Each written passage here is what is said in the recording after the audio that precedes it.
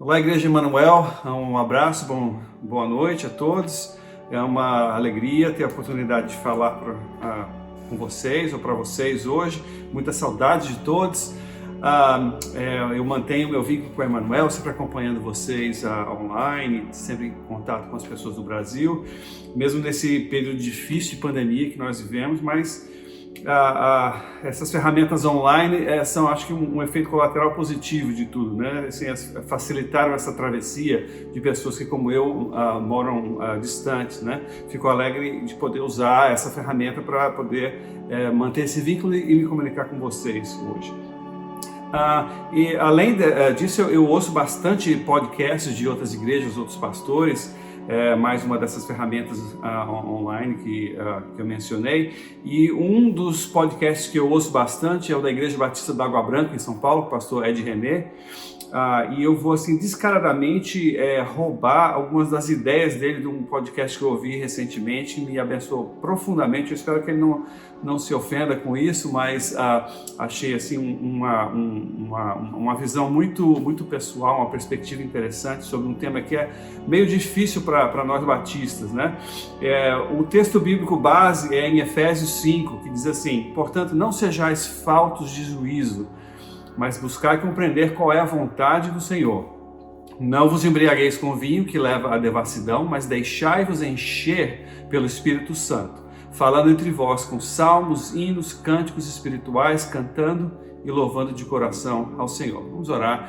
Nosso Deus, agradecemos pela oportunidade de poder falar aqui com a Igreja Emanuel, tantos irmãos queridos. Que o Senhor possa usar esses minutos para promover edificação e que possamos estar mais próximos de Ti e uns dos outros. Em nome de Jesus, amém.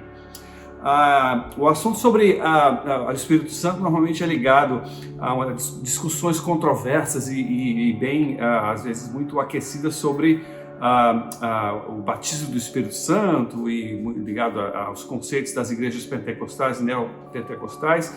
E eu vou fugir bem disso hoje, gente. Minha intenção não é entrar nessa polêmica de forma alguma. Primeiro, que eu não tenho conhecimento bíblico suficiente sobre isso, e segundo, porque não é objetivo gerar qualquer tipo de controvérsia, mas assim de promover edificação e reflexão nesse momento.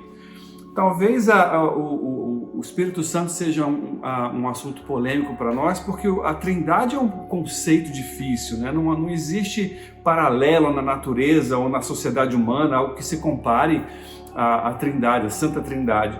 Alguns teólogos tentam fazer uma analogia em relação à tricotomia espírito, alma e corpo, como se fosse possível separar essas três entidades de uma mesma pessoa, e você são três distintos, mas ao mesmo tempo único. Ou então, como as dimensões de um livro. O livro, ele tem o comprimento, a largura e a espessura, mas continua sendo de alguma forma único. Mas todas essas analogias são tentativas imperfeitas de refletir o que é a Santa Trindade, né? A Bíblia apresenta Deus Pai, Deus Filho e Deus Espírito Santo como pessoas distintas e únicas ao mesmo tempo. Isso não existe na natureza, é difícil realmente de entender. Mas todas essas dimensões da Trindade, a gente, na narrativa bíblica, a gente vê que há uma tentativa de Deus de usar essas diferentes pessoas para estabelecer um relacionamento conosco, né? Deus, através da criação, como Deus Pai, então há essa relação de paternidade. Jesus, através da salvação e do sacrifício, nessa relação de remissão e de acesso ao Pai. E o Espírito Santo, através da mediação dessas relações. Por isso o texto diz assim: deixai-vos encher pelo Espírito, não é enchei-vos do Espírito. Em algumas traduções assim, enchei-vos do Espírito, mas o Ed René fala que no original a intenção ou sentido é de deixai-vos encher, é de um processo ou de uma relação passiva e não ativa.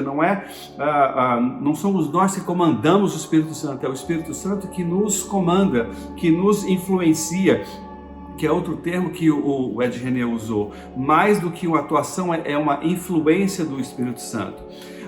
E isso é, com medo de fazer uma analogia médica ou de fisiologia aqui, já que temos tantos médicos aí na Emanuel, um abraço para meu querido amigo Dr. Luiz Carlos, mas é aquilo que acontece na respiração, por exemplo. O pulmão, ele não é um músculo, ele não suga o ar, ele é como se fosse uma esponja ou uma bola de aniversário, um balão, que ele se enche de forma passiva através da ação da musculatura diafragmática e intercostal, que cria espaço, e aí o pulmão se expande por conta da diferença de pressão, é de uma forma passiva, não que o pulmão não suga o ar necessariamente. Então seria não é uma manipulação do ar, mas seria esse processo mais passivo.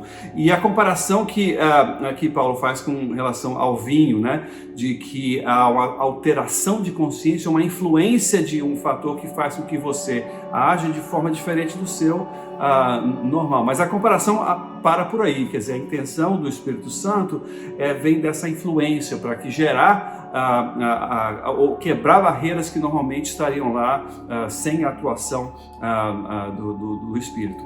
E é importante ver que a intenção da atuação do Espírito sempre reflete em efeitos na comunidade. Você vê, e falando entre vós com salmos, hinos e cânticos espirituais, ou seja, gerando algo de positivo na comunidade, como a intimidade com Deus e como a edificação do próximo. E esse, na verdade, reflete o plano original de Deus, que é um plano relacional. Em tudo que a gente faz, na adoração, na oração, na leitura bíblica, de que Ele quer se relacionar conosco.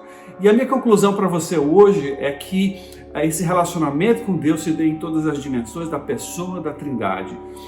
Através de Deus como nosso Criador, como nosso Pai Criador, através de Jesus Cristo como nosso Salvador, que estabeleceu essa ponte com o Pai, e através do Espírito Santo, que faz com que essas relações se tornem, que tenha uma mediação nessas relações.